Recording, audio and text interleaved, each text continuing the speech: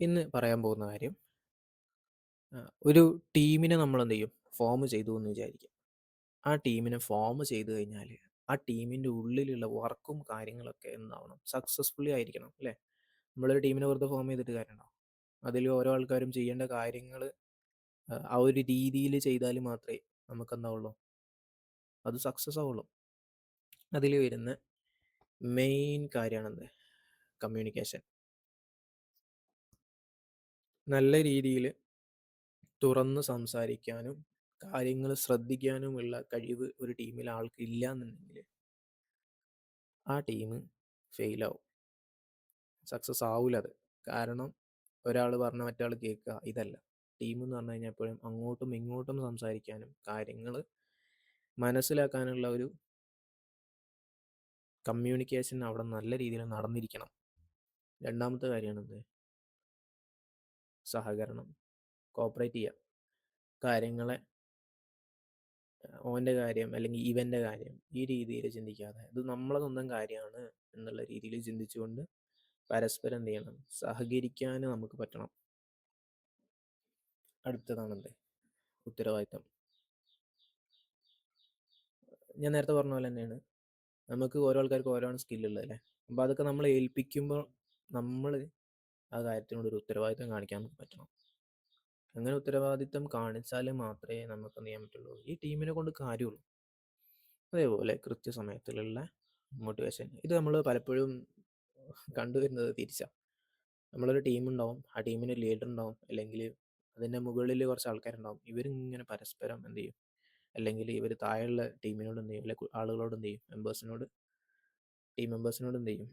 ഇങ്ങനെ മോശമായിട്ടുള്ള ഈ എന്താ അങ്ങനെ? ഈ എന്തുകൊണ്ട് അങ്ങനെ ചെയ്തു? ഇങ്ങനെ ചെയ്തു? സംഭവമൊക്കെ ശരിയായിരിക്കും. ചിലപ്പം ആളങ്ങനെ ചെയ്യുന്നുണ്ടാവും. ചിലപ്പം ആ ആള് ചെറിയ രീതിയിലൊക്കെ എന്ത് ചെയ്തിട്ടുണ്ടാവും? ചെയ്തപ്പോൾ തെറ്റിയിട്ടുണ്ടാവും. പക്ഷെ നമ്മളെ പ്രഷർ അവിടെ കാണിക്കരുത്. പകരം നല്ലൊരു മോട്ടിവേഷന്. അതായത് കുറച്ച് ഒന്നും കൂടെ എടാ ഈ ഒന്നുകൂടി ശ്രദ്ധിക്കട്ടോ. നമുക്ക് ഇനി ഇങ്ങനെ ആയാൽ പോരാ. അതേപോലെ നല്ല രീതിയിൽ ചെയ്യുന്ന ആൾക്കാരുണ്ടാവും. അവരെ നല്ല രീതിയിൽ ഒന്ന് അപ്രിഷിയേറ്റ് ചെയ്യാനും നമുക്ക് പറ്റണം. കാരണം അങ്ങനെ അപ്രിഷിയേറ്റ് ചെയ്യുമ്പോൾ സ്വാഭാവികമായിട്ടും ഇത് കാണുന്ന അപ്പുറത്തെ ആൾക്കാരുണ്ടാവും അല്ലേ? അവർക്ക് എന്താവും? നല്ലൊരു നമ്മുടെ ടീം കുഴപ്പമില്ലല്ലോ. നമ്മൾ എത്ര പോയാലും നമ്മുടെ ടീം എന്ത് ചെയ്യും? കാര്യങ്ങളൊക്കെ ചെയ്യാനുള്ള ഒരു കപ്പാസിറ്റി ഉണ്ടാക്കി എടുക്കണ്ടല്ലോ. അതേപോലെ ഞാൻ ചെയ്തു കഴിഞ്ഞാൽ എനിക്കും ഇപ്പോൾ ഇതേപോലെ ഒരു അപ്രിസിയേഷൻ കിട്ടുമല്ലോ. ഈ രീതിയിൽ ചിന്തിക്കാൻ അവരെന്ത് ചെയ്യും? അത് മാറ്റിയെടുക്കുക. അപ്പോൾ മോട്ടിവേഷൻ നിർബന്ധമാണ്. അതേപോലെ വരുന്ന കാര്യമാണെന്ത്? ഒരു തർക്കം ഉണ്ടാകുമ്പോൾ അതായത് എന്തെങ്കിലും ഒരു അഭിപ്രായ വ്യത്യാസം ഉണ്ടാകുന്ന സമയത്ത് ഇതിങ്ങോട്ട് ആകെ ഓൻ എന്നോട് പറഞ്ഞതല്ലേ ഞാൻ ഓനോട് അപ്പം പറഞ്ഞതാണ് ഓനെ പറഞ്ഞാൽ കേൾക്കൂല. ഇത് നമ്മൾ എനിക്ക് തോന്നുന്നു നമ്മളെ ഡെയിലി ലൈഫിലും കണ്ടുവരുന്ന സംഭവം. അതായത് നമ്മളിങ്ങനെ കുറ്റം പറയും മറ്റൊരാളെ കുറിച്ച് ഇങ്ങനെ നിൽക്കാതെ നിരന്തരമായിട്ട് നമുക്ക് അവനെ കുറിച്ചിട്ട് അത് ശരിയാവാം ചിലപ്പോൾ തെറ്റാവാം. പക്ഷെ നമ്മൾ അതിനെക്കുറിച്ച് അവിടെ നിന്നിട്ട് തർക്കിക്കും. നിങ്ങൾ തന്നെ ആലോചിച്ച് നോക്കുക. എന്തെങ്കിലും ഒരു കാര്യത്തിൽ നമ്മൾ കൂടുതൽ ഒരു പ്രശ്നം ഉണ്ടെന്നുണ്ടെങ്കിൽ അവിടെ തർക്കിച്ചിട്ട് നിന്നിട്ട് കാര്യമില്ല. ഇപ്പോൾ ഒരു ഉദാഹരണത്തിന് നമ്മളെന്തെങ്കിലും നമുക്ക് തന്നെ അറിയാലോ. ഇപ്പോൾ ഒരു എന്തെങ്കിലും ആക്സിഡൻ്റ് ഒക്കെ പറ്റി കഴിഞ്ഞാൽ നമ്മൾ ആ സമയത്ത് അവിടെ നിന്നിട്ട് ഈ എങ്ങനെ ആക്കി ഞാൻ എങ്ങനെ ആക്കി എന്നാണോ പറയാല്ല. നമ്മളെന്ത് ചെയ്യും? അയാളെ പെട്ടെന്ന് ഹോസ്പിറ്റലിൽ എത്തിക്കേണ്ട ഒരു കേസാണെന്നുണ്ടെങ്കിൽ പെട്ടെന്ന് അതിനുള്ള കാര്യങ്ങൾ ചെയ്യും. ഈ ചില ആൾക്കാർ അതായത് വിവരമില്ലാത്തവരെന്ന് പറയും നമ്മൾ. ഇങ്ങനത്തെ ചില ആൾക്കാരെന്ത് ചെയ്യും? അവിടെയും നമ്മളൊന്നും തർക്കിക്കുന്നതാണ്. അതായത് ഒരു കാര്യത്തിനെ ആ രീതിയിൽ കാണാൻ കഴിയാതെ കണ്ണ് വളരെ ഇരുട്ടടഞ്ഞിട്ടുള്ള രീതിയിൽ ജീവിക്കുന്ന ആൾക്കാരാണത്. അപ്പം അവരൊക്കെ ഒരു ടീമിലേക്ക് വരുമ്പോഴുള്ള പ്രശ്നങ്ങളുമാണ് കേട്ടോ അത്. ഇപ്പോൾ ഈ പ്രശ്നങ്ങളൊക്കെ നമ്മൾ പരിഹരിക്കുക എന്ന് പറഞ്ഞു കഴിഞ്ഞാൽ വിട്ടുവീഴ്ച വേണ്ടി വരും. അതേപോലെ നമ്മൾ ആ തർക്കത്തിന് ഒരു തർക്കമായിട്ട് കണ്ട് അതിനെ 2 ടീമാക്കി വലിയ രീതിയിൽ ചിന്തിച്ച് വഷളാക്കുന്ന രീതിയിൽ പോകുന്ന ഇഷ്ടം പോലെ ടീമുകളുണ്ട്. എന്താ സംഭവിക്കുക? ഇത് പിരിയും. ഈ ടീം ഇങ്ങോട്ട് പിരിയും. എന്നിട്ട് എന്ത് ചെയ്യും? അപ്പോൾ തോന്നും അടുത്തൊരു ടീമൊക്കെ നമുക്ക് തുടങ്ങാം. നമുക്കും കഴിയും. പക്ഷേ എന്താ സംഭവിക്കുക അറിയോ? അവിടെയും നമുക്ക് ഈ അഭിപ്രായങ്ങൾ വരുന്ന സമയത്ത് അതിനെ നല്ല രീതിയിൽ ചർച്ച ചെയ്തിട്ട് മുന്നോട്ട് കൊണ്ടുപോകാൻ പറ്റുന്നുണ്ടാവില്ല. ഒരു ഉദാഹരണം പറയാം. ഇപ്പം നമ്മളെന്തെങ്കിലും ഒരു കാര്യം ഇപ്പോൾ ഒരു കാര്യം ഇങ്ങനെ ചെയ്യുന്നതിൻ്റെ ഇടയിൽ ഒരാൾ പറഞ്ഞു ഇത് ഇങ്ങനെ ചെയ്താൽ നല്ലതല്ലേ? മറ്റാൾ പറയാണ് അല്ല ഇങ്ങനെ ചെയ്യുന്നതായിരിക്കും നല്ലത്. ഈ സമയത്ത് എന്തായി? 2 അഭിപ്രായങ്ങൾ വന്നു.